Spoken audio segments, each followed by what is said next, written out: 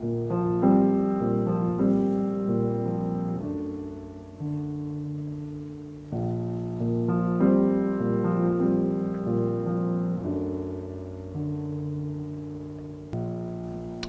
been on this journey 12 years, and the first 6 years were all about poetic codes to do with Shakespeare.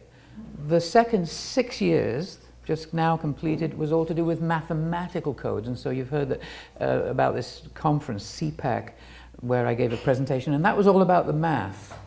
I'm sure we're all fabulous math fanatics here today, so I think, no, we're not going to be going there. I'm going to be telling you about the first 6 years, which is encapsulated in this book here that's available at the back if anybody's interested later. But this is called Decoding Shakespeare.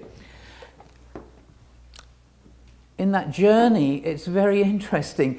I had, just to summarize, I had discovered certain things that pointed to 3 iconic structures in Holy Trinity Church, Stratford. And those structures were, here's the layout of the church, and they were Shakespeare's monument, which is on the north wall here, the gravestone with its famous curse here, and the altar stone at the back. So you're going to be seeing quite a bit of this repetition of these 3 iconic structures. The reason I'm showing you this in advance is to say you're going to watch out for that. It's all going to come together as one unit. But it's so interesting. I spent the 6 years doing that, and then all of a sudden it took a complete right turn, and all of a sudden I'm talking about mathematics that he's embedded in the sonnet's title page. It's an amazing, beautiful, elegant structure that he has created that we're completely unaware of. And it really is a deep spiritual message, because what he's saying is poetry, mathematics, right brain, left brain, together are a spiritual message that he is wanting to convey to us. So, interestingly, I got invited 2 months ago to go to England, and I was there on the Shakespeare's official birthday, April 23rd, official birthday, to talk. And I went up to Stratford, of course, and I had been looking all this time. I mean, even after 12 years, there must be something, there must be some physical structure that validates everything that I've found. The poetic side, the mathematical side. See? And the matter is right. And that's all I got to say about that.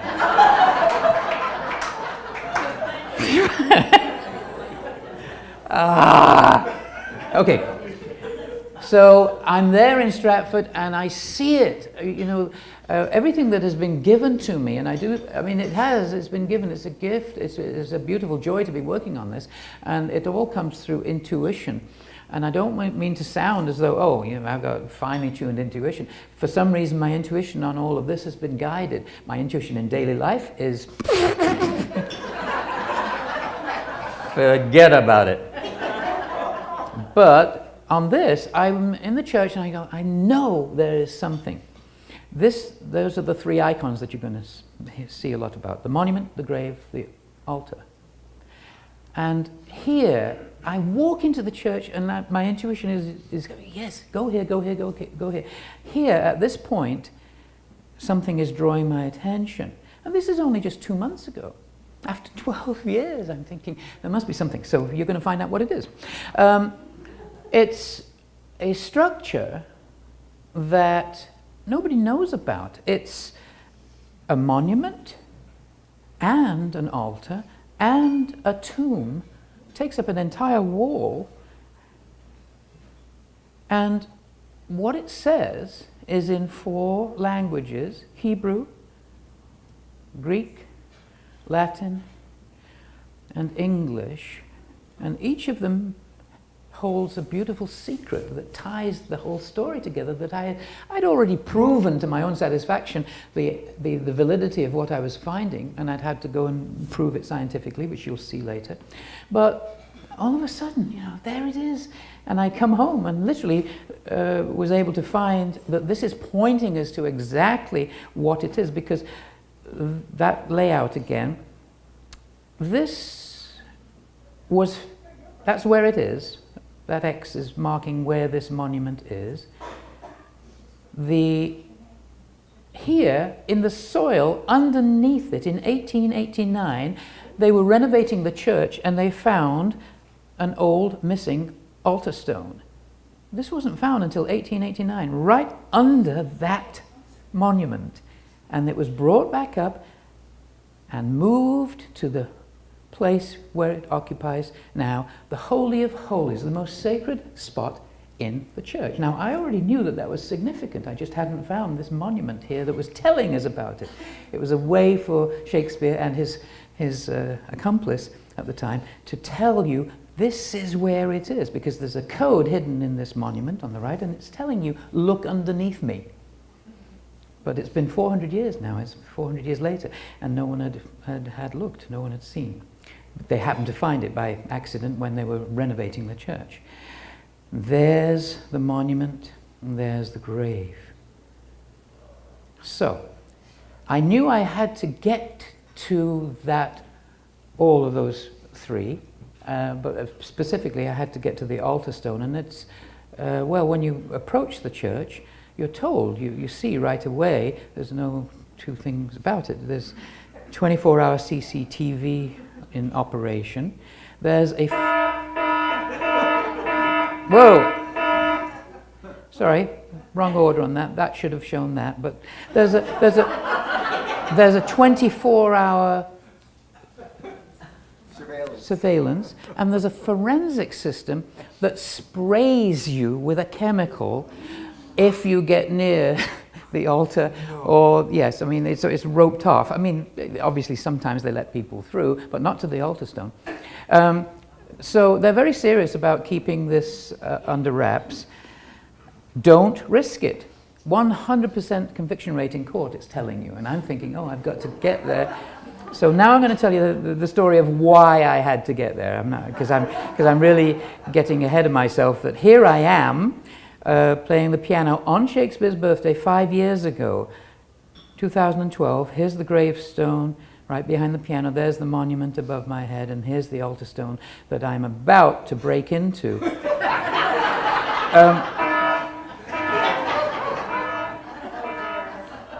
But I put up a barrier in order to defeat the CCTV cameras and the forensic system, etc., etc.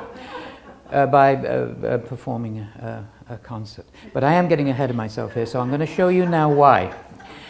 There's the gravestone and the monument and the altar. Remember those three things that are hinted at this new structure that I found. Why are they important? Well, we're going to start with what I believe is hidden in that altar stone. I know many things are inside there, but above all are the sonnets. And the sonnets in his own hand. You see, what we don't know is Shakespeare left no paper trail.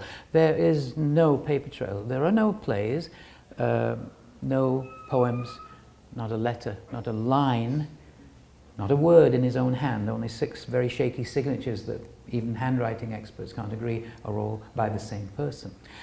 The greatest writer in the history of the English language never wrote a letter to anybody. It's mind-boggling. There is no paper trail. There has to have been a cover-up for some reason. Now, that does not mean that the man from Stratford isn't Shakespeare, but I was sent on to this journey by that clear, stark fact. There's nothing. Some sort of cover-up has happened. It's not possible to just hide everything of a 25-year career. So look at Sonnet 121. He says, "No, I am that I am. And they that level at my abuses reckon up their own. I may be straight, though they themselves be bevel. By their rank thoughts, my deeds must not be shown." He's telling you, my deeds must not be shown. These words, level, reckon, straight, bevel, rank, are all Freemasonic terms. And specifically, I am that I am. This word abuses, is very important too. The I am that I am is the name that God gave to Moses on Mount Sinai, and it was forbidden. You can't. There was an act, and it was called the Act of Abuses, introduced by King James in 1606, and it said, the act to restrain abuses of players. If any person shall in any stage play, interlude, show, May game, pageant, jestingly or profanely speak or use the holy name of God or of Christ Jesus or of the Holy Ghost or of the Trinity, he shall forfeit for every such offense £10. That's about $10,000 in today's money. He printed 1,000 copies of the sonnets. He should have been fined $10 million, but that should have been the least of his worries, because he's not just using that name, he's using it in the first person. He's saying, no, I am that I am. It's blasphemy of the highest order. But then abuses, he actually uses the name of the act. They that level at my abuses, it's treason on top of blasphemy. He's telling the king, watch your own abuses, man. He should have been, well, this is what should have happened to him, really. You have been found guilty by the elders of the town of uttering the name of our Lord, and so as a blasphemer, you are to be stoned to death. But that didn't happen. And he went scot-free, and it's really interesting. No scholars will go near this sonnet. They won't talk about it because it's inexplicable. It's just not possible that somebody who wasn't protected, a neophyte from the sticks, comes into town and he's protected by saying, oh, that's not possible. It had to be somebody very, very, very high up. Now, that I am, God says, Moses is saying, who shall I say sent me? And God says, Ehir, Asher, Ehir. It's Aleph, Aleph, Aleph are the three letters of that Hebrew phrase. Now here's the Hebrew alphabet. There's the three Alephs, Aleph being the first letter of the Hebrew alphabet. But if you turn the alphabet around, revolve it backwards so that Aleph becomes Tav, this was known as an Atbash cipher, a very simple cipher where you just flip it around, and with that, Aleph, Aleph, Aleph becomes Tav, Tav, Tav, and this was adopted by the Rosicrucians and then the Freemasons to be called what they called the triple Tau. Tav is the letter T, Tau in Greek, T, and so it's called the triple Tau. And this symbol is used by here the Royal Arch Freemasons, and it has many symbolic meanings, but of course one of the first is that it represents the three crosses and Calvary, which were not Latinized crosses. We know historically they were Tau crosses. It was much cheaper for the Romans to crucify people with just two strips of wood like that. They put these three T's, the Freemasons did, into a symbol, the three T's together, three Tau crosses joined at the base of the stipes there, each one joined at the bottom. But it also looks like a TH, and that has a very special symbolism. It stands for clavis ad thesaurem, which means key to the treasures. As we all know, means place where the precious thing is concealed, and templum Hierosolima, temple of Jerusalem, the first temple, Solomon's temple. So it's got these hidden meanings. It means the name of God. I am that I am. It represents the three crosses, and it means these three things, keys to the treasure. Now, let's look at Shakespeare's gravestone. Do you see a triple Tau there anywhere? Yeah, it's right staring us in the face, right down the middle of a cross that actually has Jesus at the top. There's no name of Shakespeare on this gravestone. The only name on this gravestone is Jesus. What's this Y? Well, that's a printer's thorn. It's a shortcut for saying TH. It's, when we say ye, when we say ye old, it's not ye, it's the TH. It means TH. Blessed be the man that spares these stones, and cursed be he that moves my bones. So the Y itself is a TH. So you've got literally triple Tau, which is TH, then TH and TH. You've got three names of God there. Are there any THs in the gravestone? Yes, there's actually two THs. But they're not THs when you look at them. They are ligatured together in the same way that that secret symbol is. a Freemasonic symbol saying the name of God. So you've got one TH, meaning the precious thing. Second one, the key. And 3 down here, the triple tau itself, and these 2. 5 sets of the name of God, representing essentially the 5 stigmata wounds of Christ. Are there any THs now in the monument? Well, yes, indeed, there are. And every one of them is the same ligatured TH. No way!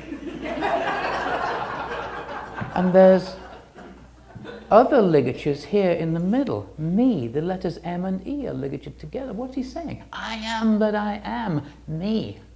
The self. It's very interesting that they're put in a pattern of 4 and 2 and 6, which can be read that way, but maybe Hebraic fashion, like this Atbash cipher that gave us the triple tau. Maybe you're also supposed to read it backwards, in which case 6, 2, 4. Okay, what about the sonnets? This is the dedication to the sonnets, and it is in 3 inverted triangle shapes of 6 lines and 2 lines and 4 lines, 6, 2, 4 again. Edward de Vere, his name is 6 letters, 2 letters, 4 letters, is the leading candidate for the past 100 years, a possible alternate candidate to be the real Shakespeare. Of course, this is tremendously resisted because multi-billion-dollar tourism industry. But 624. So now this is the only part that I didn't discover this. This was discovered by somebody called John Rollitt around about 2002. He noticed all these dots between the words on the sonnet's dedication. Why are those dots there between every word? And he just thought, well, 624, the name 624, maybe we're supposed to count the 6th word and the 2nd and the 4th. So 6, 2, 4, 6, 2, 4, 6. So when you get to the end, and you find it has spelled out these sonnets all by Ever the 4th T. Well, Ever was pretty clear amongst the people that were studying this. They said, well, that's E. Vere, Edward de Vere, and it's also an anagram of Vere, and he uses this in his own poetry before the name Shakespeare appeared in 1593. Edward de Vere had poetry of his own and was known as a playwright. Okay, so maybe he's saying, I wrote this stuff. But the 4th T, no one could understand what that might be. And so the whole theory was dropped completely around about 2002. I took it up in 2004 because I believed there was something significant there. Someone suggested, well, maybe the 4th T is a reference to, if the triple tau is the 3 crosses on Calvary, what is the 4th T? The 4th cross, and the 4th cross was St. Peter, the first person after Christ's crucifixion to be crucified in the name of Jesus Christ was St. Peter. And he asked to be crucified upside down, saying he was not worthy to be crucified the same way as his Lord because he had denied Christ 3 times. And if you put this sonnet's dedication then into a 19 grid, and this was a common way of doing codes back then in the Renaissance. It was called a Cardano grill. You take all the words, but you put them in a certain grid, 19 across, and you're putting, this is the dedication itself. And if you do that, you find there's a triple tau. But it also produces an inverted, upside down, possibly the 4th T, a 4th cross. And it's the name de Vere. So I went further and said, okay, well, perhaps, what about the gravestone? Is there anything similar in the gravestone? I finally got it into a 17 grid. Well, Edward de Vere is the 17th Earl of Oxford, and I thought, well, maybe that's significant. There is the triple tau, and there's another inverted tau cross with the name Vere's, the family name. What about the monument? The 55 grid that produces the triple tau and E. Vere. So there's this consistency that you look for in a code. Is it consistent? Is it a method is being used over and over again? Those 3 indicators are really the perfect way, if you think of it, is of representing St. Peter, the upside down cross. Why he denied Christ 3 times. So if this is De Vere saying this, what is he saying? He's not equating himself with, he's not saying I am, he says it in the sonnets, I am that I am. I do not believe it's in an egotistical way. I think it's the way that an enlightened being would say, I am that I am. Hey, and so are you. Get used to it. I am that I am. He's saying it very emphatically, but then he's embedding his name as an inverted cross. Don't you agree? So, why am I wearing this? Right. So, it's rather beautiful. It's rather elegant, and there would be the real I am that I am, the crucifix. So we've found TH embedded as a ligature in the gravestone. We've found THs embedded in the monument. Are there any THs embedded in the sonnet's dedication? Not directly, but clavis ad thesaurem is telling us it is the key. And here is a dedication that followed in 1610 by Thomas Thorpe, signed TH. And this is Thomas Thorpe, supposedly. It's not, but everybody assumes that it's by Thomas Thorpe. That's in 1609. This is a cryptic dedication, the one on the right, the sonnets, but this one on the left, this is beautiful. It's so cleverly crafted. It sounds like somebody we know, a very good writer. And he's dedicated it to William, Earl of Pembroke. Now, William, Earl of Pembroke was engaged to Edward de Vere's second daughter, Bridget. And his brother, Philip, Earl of Pembroke, was married to Edward de Vere's third daughter. And both earls were the recipients of the dedication of all the works of Shakespeare were dedicated to them in 1623 in what's called the First Folio. And here's this TH dedicating to these people. Now, Thomas Thorpe himself is a very insignificant publisher who was pretty disreputable. How he got the gig of producing the sonnets, nobody knows. They can't explain that. But here he is writing to these luminaries who were Grand Masters in the Rosicrucians. At least we assume they were. It's a secret organization, and there's evidence pointing to that. We can't prove it directly, but it's a secret organization. So they're not going to say, hey, I'm the Grand Master of... No. But there's a lot of information saying that they were. Now, okay, so that TH, the name of God twice, may well be indicated by this TT. I'm just floating that. You'll see soon that it is. Let's look deeper at the gravestone. Who did this, after all? We see here ears and eyes. Ears and eyes were, well, here's Elizabeth with her favorite frock, and it's covered in ears and eyes. She's announcing to the world that she has her spies everywhere. Don't mess with me. I've got spies everywhere. And the person who was known as the ears and eyes of Her Majesty was John Dee. Now, he's embedded his name here and here into this, and you think, okay, well, maybe that's significant. But he was known as 007. He was the Queen's super spy in Europe. And Ian Fleming actually appropriated that. He knew this story and made James Bond 007. But it was John Dee's secret signature and code number as her secret spy, her ears and eyes. The ears and eyes are in figures 7s, inverted against each other. A 7 and a near 7 there, you know, revolved. But he goes further than that, because look at this, 007 in his name, D.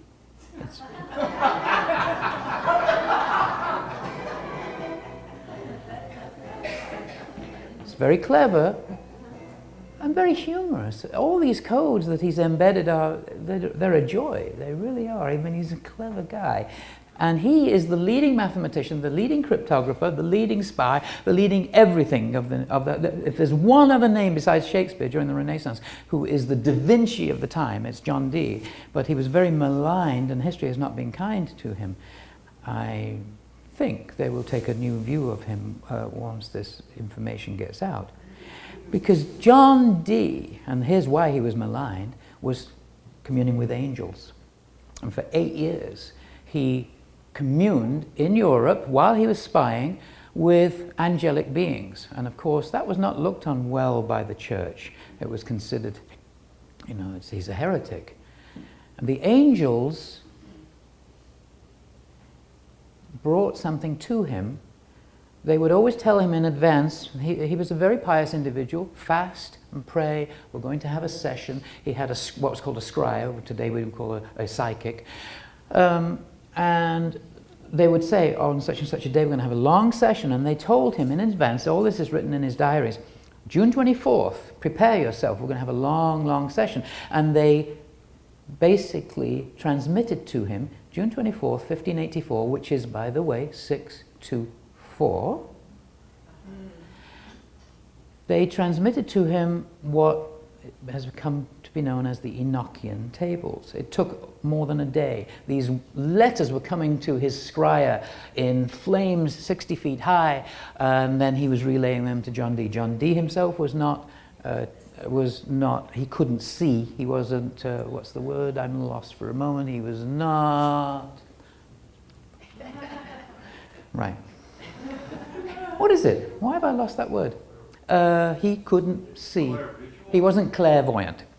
But he was extremely in tune, but he needed a psychic to see it, and the psychic would see it, translate it to him. He was told how to grid this, how to put it into this shape. This is John Dee's own writing, and it's 156 characters in each quadrant, and how many squares is that? Oh, look at that, it's 624. So on 624, yes, you have a question? Can we save it for the end? He wasn't a clairvoyant, he was a mystic. Yes, but what I'm saying, John Dee was not able to actually see clairvoyantly. He couldn't see it. He needed the scryer to describe to him what he was seeing. Yes, you're quite right. He was a mystic. So that was my mystic. So you've got... Thank you for pointing that out.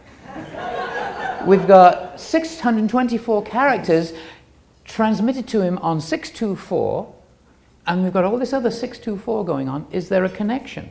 Well, I decided to add together, what about these dots, and what about all the characters? Maybe something that John Dee said in one of his other works was, he said, in it there be not even one superfluous dot and not one dot wanting. He's telling you, I use dots. They are impeccable. I've not put one extra dot and not one dot wanting. Count the dots. So if you count the dots, all the punctuation as well as the text, you get 178 in the sonnets, and you get in the monument 332, and in the gravestone you get 114. Can anybody hazard a wild guess as to what it might be? 25 or 65. Ow! Could there be a more direct invitation to count those 624 characters? Maybe, put them into the Enochian tables. You see, that's the Enochian tables. I emptied it out into an empty grid and put them all in, 6 lines, 2 lines, 4 lines. 2 lines, 6 lines of English, the obituary at the bottom 2, and the gravestone 4. Perfect, right up to the very last dot. Not one superfluous dot and not one dot wanting. So, this is a Rosetta Stone. This is a way to decode it. And you look at that, then you place them, and putting it into a sort of a 3D image. In cryptography, this would be called the ciphertext. It's the text that's visible, it's on the sonnets, it's on the gravestone, it's on the monument, but it's hiding something. We want the plain text. And to get the plain text, you just put it across as I've shown you, 624 to 624. But there has to be a key. How do you decode this? Well, haven't we been told what the key is? Clavis ad thesaurem, key to the treasures, is the TH, and the TH is the TT. It's the same person. It's the name, Thomas Thorpe. It stands for 2 names of God. I am that I am. So you look for double T's, and there are 5 sets of double T's in this entire thing that Dee has constructed. And those double T's are going to now point across to the Enochian tables. And they're going to point to letters in the tables that were transmitted to him by angels. And you put those letters aside, and they say, living page. Oh, living, kept alive, kept, I don't know, kept preserved, a page, a document, or a page, one who announces, maybe. But then Dee does something unheard of in cryptography. This never happens in any cryptographic system. Ciphertext and plaintext switch places. There are 5 sets of double T's in the Enochian tables, and they point back to the plaintext, and they say, yo, stigmata. Look, now, yo is not yo. You know, it's not that. How do they do it? I don't know how they do it. But it's not a lot of groin snatching going on. It's just yo, stigmata.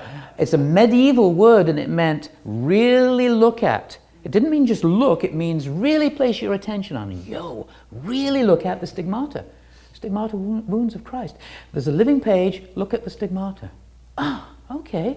Now, as if that isn't enough, M-O-A-I doth sway my life. this is a scene in Twelfth Night that no one understands. Books have been written about this entire scene, and a lot of it is usually cut out because they think, well, he was drunk, he didn't really know what he was doing. Because it's a non sequitur, it's got nothing to do with the rest of the play, really, except that he's being tricked. This is Malvolio being tricked into thinking that Olivia loves him. So it is pertinent from that point of view, but the actual code, he's trying to solve a code. M-O-A-I, he says. And then he says, If this fall into thy hand, revolve. Revolve. Most actors don't know what to do with this. This is the great Sir John Gielgud, and all he does is, you know, what do you do with that line if you don't know that it's really a code? And it's never solved in the play, it's for us to solve. If you revolve M-O-A-I, you get I-A-O-M. It's as simple as that. What is I-A-O-M? I-A-O-M is the most secret passcode of the Freemasons.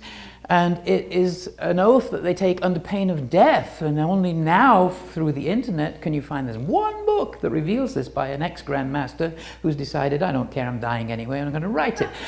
And what it is a breathing technique, and it is meant to be pronounced, and the Freemasons are given it in different stages, and it takes years. And first they're given M, and then they're given O, and then they're given A, and if they're finally invited to the 33rd degree, high level by invitation only, where we tell you the nudge, nudge, wink, wink, real secret.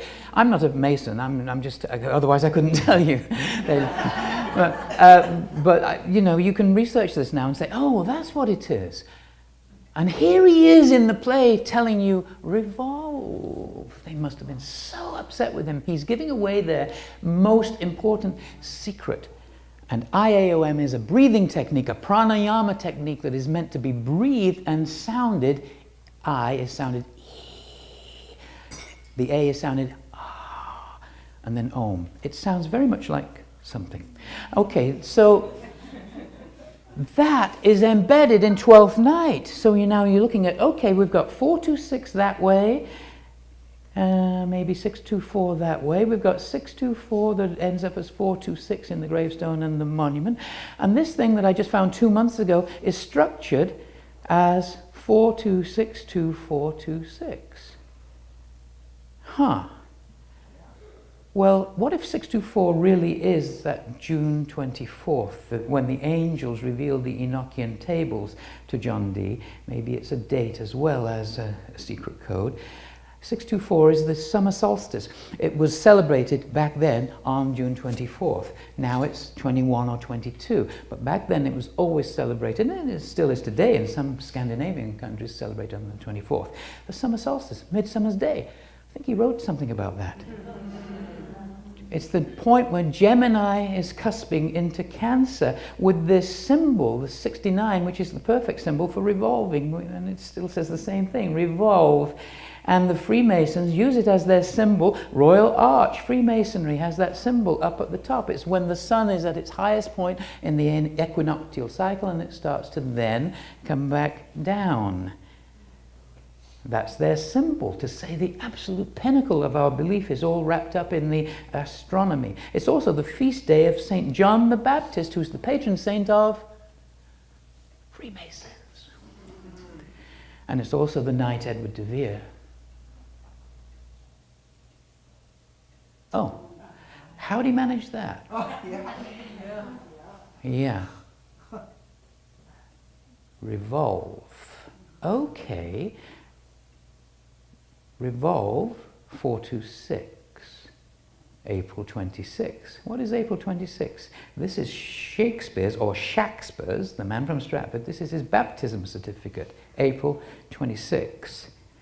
And it's signed, presumably, this is always said to be the marks of his family who were illiterate, 3 crosses. But maybe, just maybe, it means something else. I don't know, possibly. 624426. There's a perfect balance between the time that Shakespeare comes into the world, his baptism, and Edward de Vere leaves the world. They're both fixed. I don't have time to go into it, but I could show you if I had another half an hour. But he's left clues to say these are fixed. He uses the word fixed in certain sonnets that relate to these dates. All right, so when he says revolve, maybe you're supposed to do the impossible and now revolve the entire ciphertext and send it in again to the Enochian tables. If you actually give some thought to this, it's mind-boggling. How on earth could you write this monument, gravestone, sonnets, dedication, so that the double T's point across to the Enochian tables and give you half of the code, and the TTs in the Enochian tables come back and give you the other half, and then I'm going to reverse it, and it's still going to give you the other half of the missing what it's trying to tell you, because these letters, these double T's now are pointing to completely different letters in the Enochian tables, aren't they? They must be. It's gone in 4262426, just like this, which contains all the clues that are telling you, yeah, you're on the right track. This is where the altar is. So, what are these letters? And the letters come out now as this, and then the reverse letters come out as this.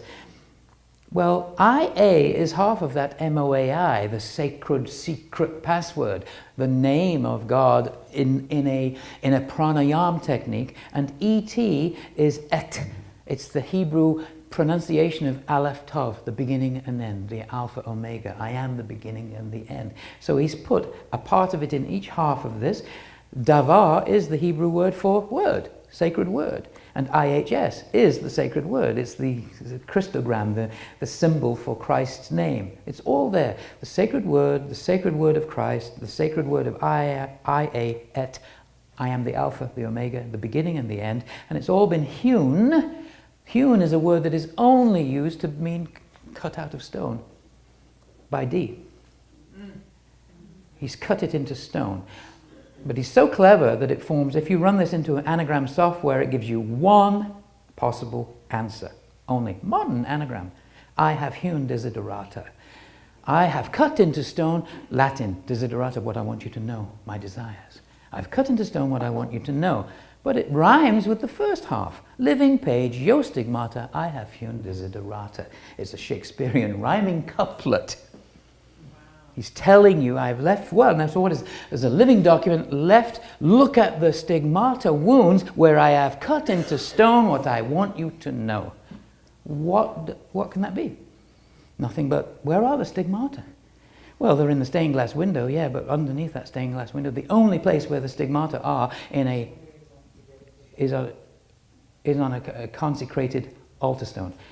There are 5 crosses on a consecrated altar stone. This is when I had hair that was a color, and I'm looking at the altar stone, and those 2 crosses at the back that represent these. This is a Catholic altar stone, has to have the 5 crosses carved on it. They represent the Christ's stigmata wounds. But the 2 at the back are missing. The 3 at the front are there. Even the vicar didn't know that. I said, hey, do you know that your altar stone has 2 of its crosses missing? Oh, Oh, I didn't notice that. Well, you give Mass there, right? This is the sacred place where you give Mass. It's the mystery of the body of Christ. Never looked. It's desecrated. It's in a state of desecration because it was taken down and hidden underneath the church by, well, it was hidden there by John Dee, and now it was found in 1889 under the very monument that I just found 2 months ago, pointing to, saying it's under here. But they'd already found it back in Victorian times.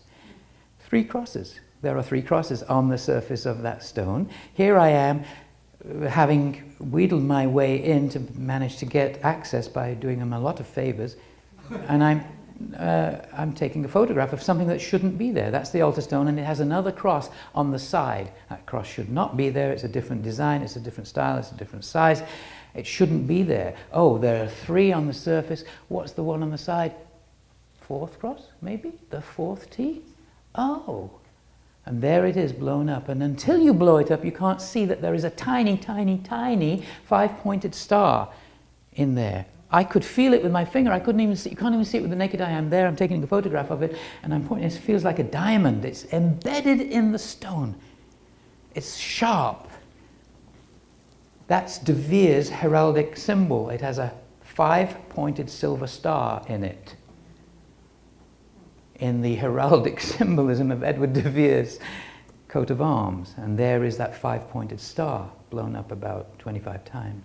Well, not 25, but blown up. Okay, so how do I get in? I'm looking at it there. I know it's there. I've got to find it. I've got to somehow get in. Hold on. Why don't we have sound? You've got to have the sound from... Now, I couldn't bring to you a model of the altar. I created an actual life-size model of the altar so that we could practice on it and to show, but it's life-size and I couldn't bring it. So the only way that I can show you what we did and show you the altar itself is to play you this little snippet of video. Why couldn't I just go to the church and tell them what they've done?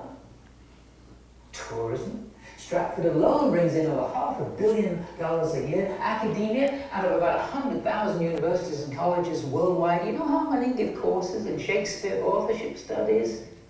2. Nobody wants this boat rocked. So I go to the church and ask nicely, what do you think they'll say? Thank you, Alan. This is historic. Let's open it right now in public. Or are they going to take a look in private first? We all know the answer, and there are just 3 possible outcomes. 1, there's nothing there. Alan's a raving lunatic. 2, there is something there, and it supports the official story. It'll be made public overnight. Alan's a hero. 3, what's in there debunks the official story. It'll remain private forever. Alan's Prius develops an electrical problem. I can't announce what I found without potentially destroying it. But I can't not announce it. It's the holy grail of literature. I've got to get slam dunk scientific proof first. Insurance against them changing anything behind the scenes. I spent the next 4 years, 6 trips to Stratford, cultivating the church. I designed a calendar for their gift shop featuring John's photos. We planned a Davy Jones fundraising concert. They begin to trust me. I'm granted access to film wherever I want. Finally, I'm just inches from this priceless masterpiece that I know will rewrite history. It's still not close enough. I need to get in. What would you do? You'd offer to do an exclusive preview of your musical next to the grave. You can't spray their guest artists. You'd ask them to turn off all the lights so you could sing the last song by candlelight. It'd be so beautiful and so dark. You'd have your doorbell technician slip behind the band during dress rehearsal and put a protective layer down so as not to damage the holy relic. You'd have exactly 3.5 minutes working in total darkness. You'd have a hidden camera person filming the entire thing in night vision. You'd need proof. Nobody would believe you. It's too bloody crazy. The lights would come up, the banner would come down, town, nobody would be any the wiser, and you wouldn't have taken anything except zeros and ones, and an hour later, a 400-year-old secret would be on the hard drives of 2 of the leading radar labs in America. That's what you do. The rest is science. All consecrated ultrasounds have to have a saint's cavity hewn into them that holds relics of a saint. A little blue area is what you'd expect to see in the scan. The two labs worked independently of one another using separate protocols to assure accuracy, and they both came up with the same result. A cavity 6.5 foot long,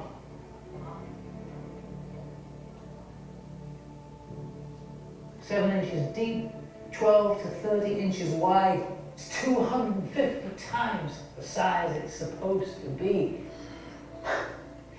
You don't cut a hole this big, this big into solid marble unless you can put something this big into it. Different software programs revealed differing densities within the huge cavity, indicating the possibility of many layers of contents. The missing manuscripts, new, undiscovered masterpieces, who knows? Who'd like to know? Who would like to know? Well, you go to www.tobeornottobe.org and you vote.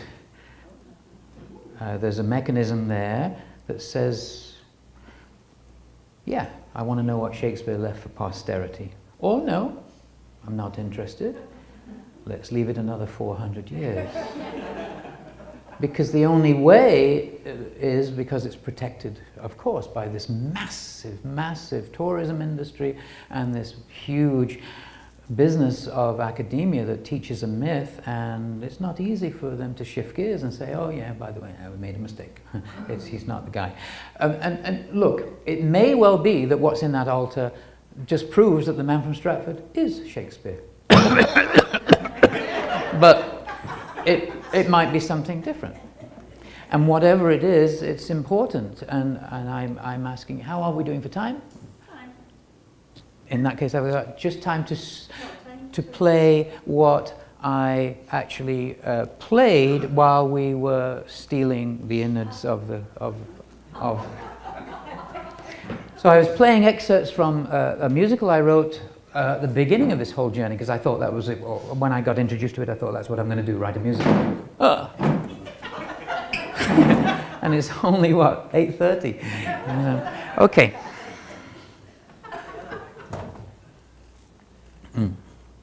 So, as I say, the scanner had about 3 minutes, which is this song. I had put music to some rather well-known lyrics. Sonnet 18.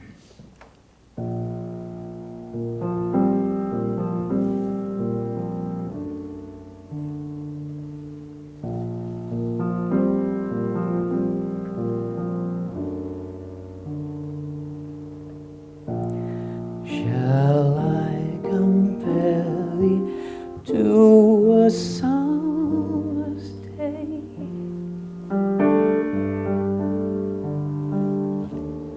Thou art more lovely and more temperate.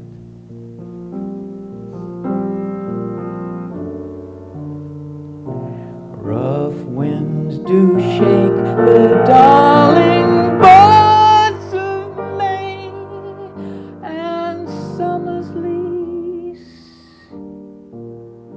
have all too short a date. Sometime too hot the eye of heaven shines, and often is his gold complexion dimmed.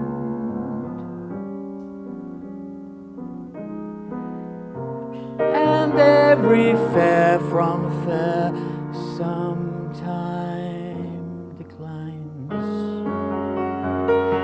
by chance or nature's changing course untrimmed.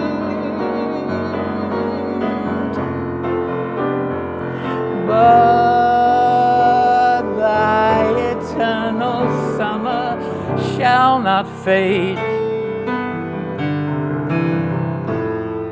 nor lose possession of that fair thou owest,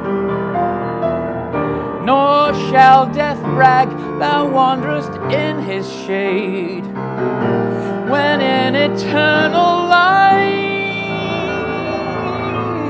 to time thou growest, so long as men can breathe or eyes can see.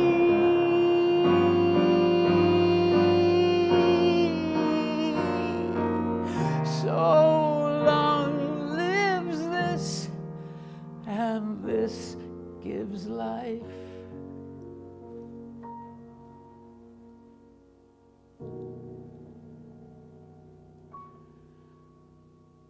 To thee.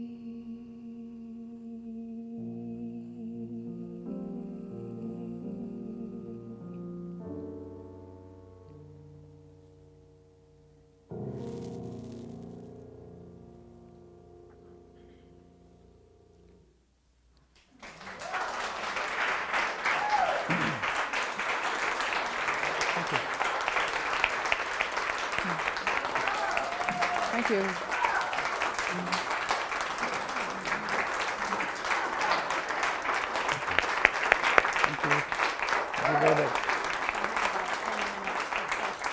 Yes, good.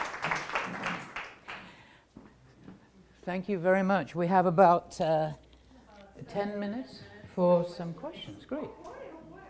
Oh boy, oh boy, oh boy. So, first question. Do you want to pass a mic to anybody who may have a question?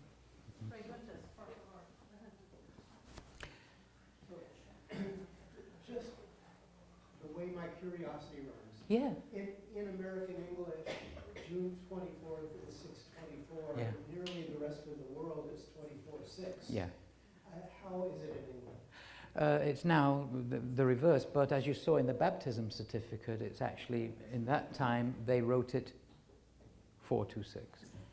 Now we do, they write, at that time they did month, day, just like we do in America now. So it fit, but now they've reversed it, probably so that we wouldn't discover this. No, it's not to do with that. But now we do it in reverse. But no, on the baptism certificate, it's actually April 26, 426. Yes. Okay, so did I get this right? That the day that De Vere died is Yeah. the day that Shakespeare was born? Not born, but no, he's baptized on 426.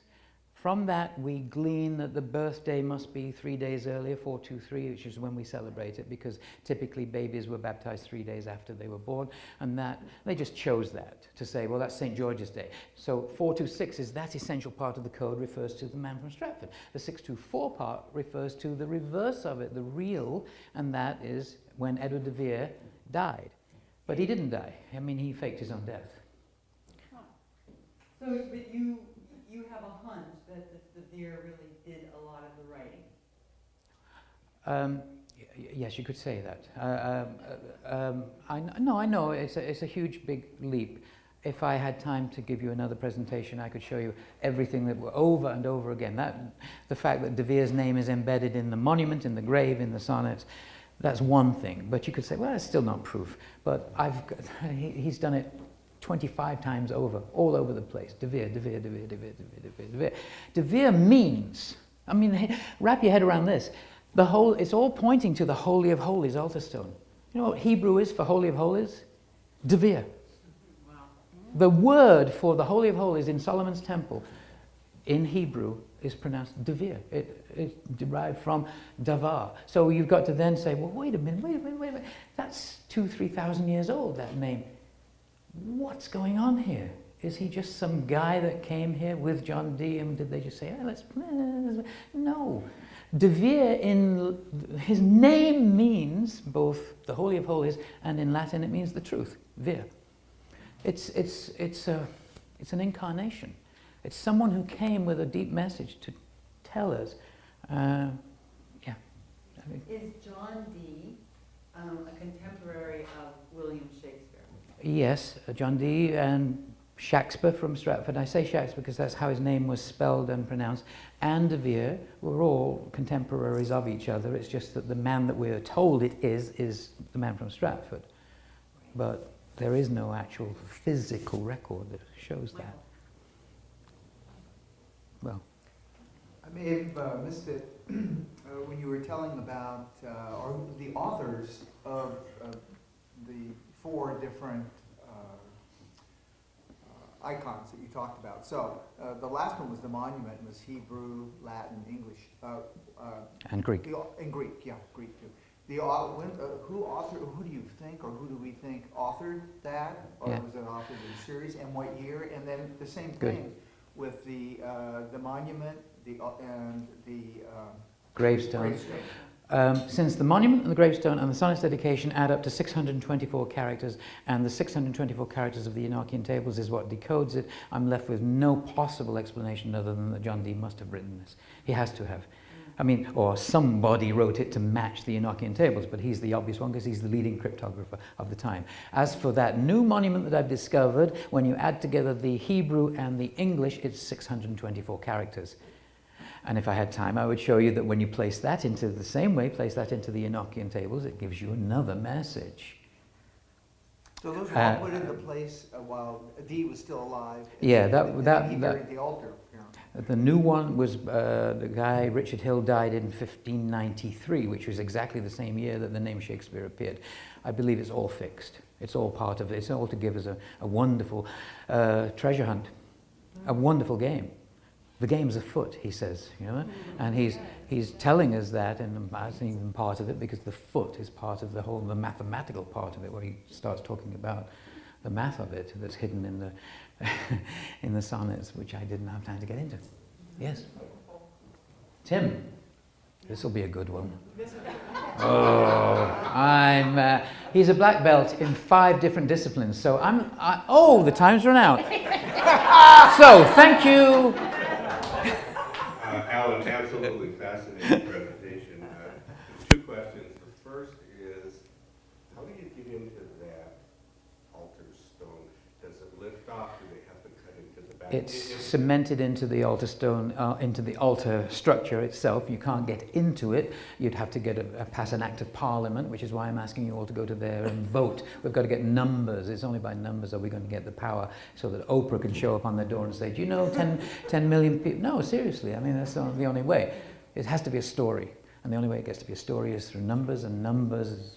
But I've only just launched it. There's only about 600 people have voted so far, so please go and vote. And when you put all the letters into the grid, it was 17 across, but then later on it got up to 55. Yes. So did you use a software to do that? And I wish I had. I actually, the time that I was doing it, I had no life, and I don't now. And I put it in all by hand and worked out every possible grid until I found which is the only one that gives you a TTT, triple how tau. did you know to go from 17 to something else? Well, it's not that I knew. Those are the only grids that give you that. The grave only gives you a triple tau in 17. The sonnets only gives you a triple tau in 19. The monument only gives you a triple tau in 55. Okay. But those happen to be the dimensions of the king's chamber inside the Great Pyramid. I'm just saying. I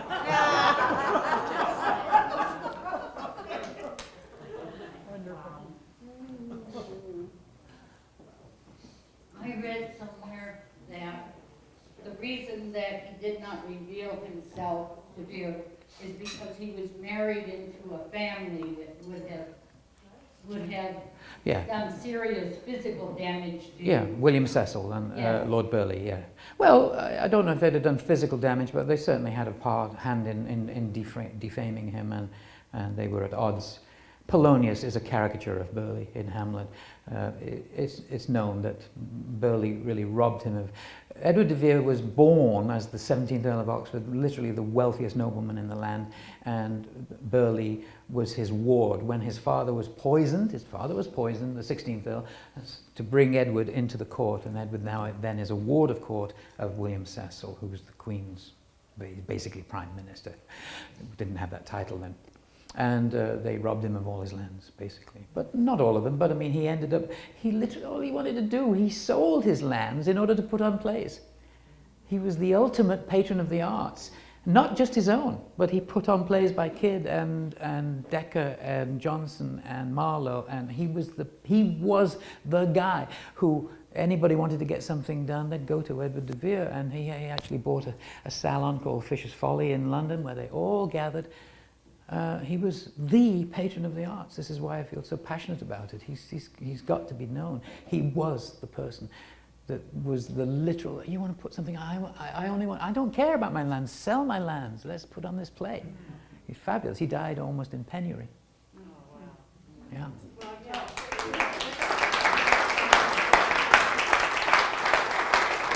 Thank you, Alan. Thank you. This is the book Alan's written, Decoding Shakespeare, To Be or Not to Be. So you saw the website up there, so this is a... Or you can get them at the back if you... We have the books in the back, and thank you so much, Alan. It was just so wonderful, wonderful. My pleasure, thank you. Yes.